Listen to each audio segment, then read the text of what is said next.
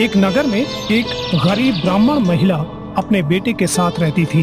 उसके पति का स्वर्गवास होने के कारण घर की और बेटे की सारी जिम्मेदारी उसी पर थी। 2 वक्त की रोटी के लिए वो सुबह होते ही बेटे के साथ भीख मांगने निकल जाती थी और जो भिक्षा में मिलता उसी से पेट भरती थी। एक दिन वो महिला भीख मांगकर लौट रही थी तो रास्ते में उसे एक लड़का मिला जो बेसुध अवस्था में था। वो उसके पास आकर बैठी और बोली, बेटा सुनो, कौन हो तुम? क्या नाम है तुम्हारा? बताओ, मुझे बताओ। मैं विदर्भ का राजकुमार हूँ।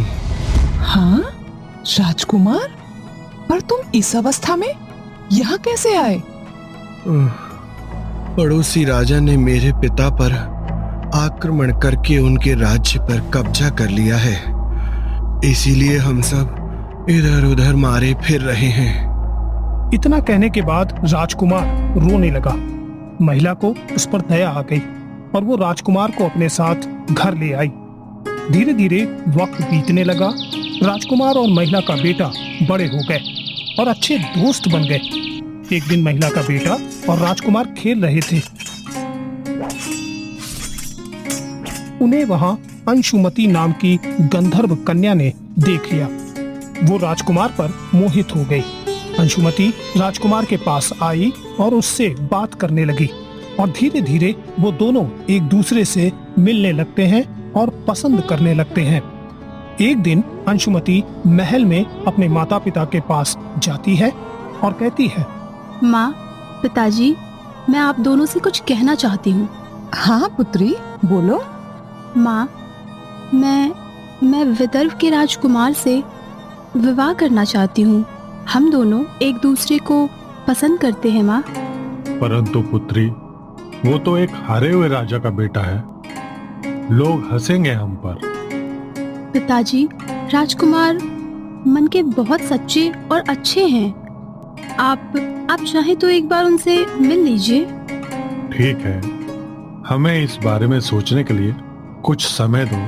ऐसा कहकर सब सोने के लिए अपने कक्ष में चले जाते हैं और उसी रात भगवान शिव अंशुमति के पिता के सपने में आकर विदर्भ के राजकुमार से ही विवाह करने की आज्ञा देते हैं। और सुबह उठते ही राजा अपनी पत्नी के साथ गरीब महिला के घर राजकुमार से विवाह की बात करने जाता है। बहन, अब ये राजकुमार तुम्हारा ही पुत्र है। मैं अपनी बेटी अंशुमति का विवाह इनके साथ करके अपनी जिम्मेदारी को पूरा करना चाहता हूँ। महाराज, ये तो मेरा सौभाग्य है कि आप हमारे घर आए, और जब ईश्वर ने ये जोड़ी बना ही दी है तो विवाह करने में कैसी देरी महाराज।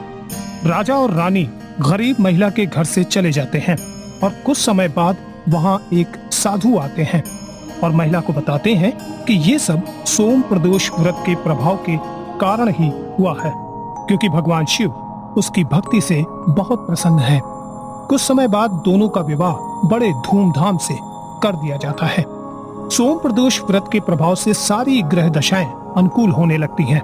गंधर्वराज की सेना की सहायता से राजकुमार ने विदर्भ देश के शत्रुओं को मार भगाया और अपने पिता के राज्य को दोबारा प्राप्त कर लिया। इसके बाद राजकुमार ने महिला के पुत्र को अपना प्रधानमंत्री बनाया और व्रत के प्रभाव से उस गरीब महिला के भी दिन फिर गए। वो बहुत राजसी ठाट बाट से रहते हुए शिव जी की भक्ति करने लगी। सोम प्रदोष व्रत भगवान शिव की कृपा दिलाने वाला और मनुष्य की हर कामना को पूरा कर सुख सौभाग्य देने वाला कहा गया है। इस प्रकार की रोचक कहानियों को सुनने के लिए हमारे इस चैनल को लाइक, शेयर और सब्सक्राइब करें और हाँ, बेल आइकन जरूर दबाएं ताकि रोचक कहानियों का नोटिफिकेशन सबसे पहले आप तक पहुँचे। नमस्कार।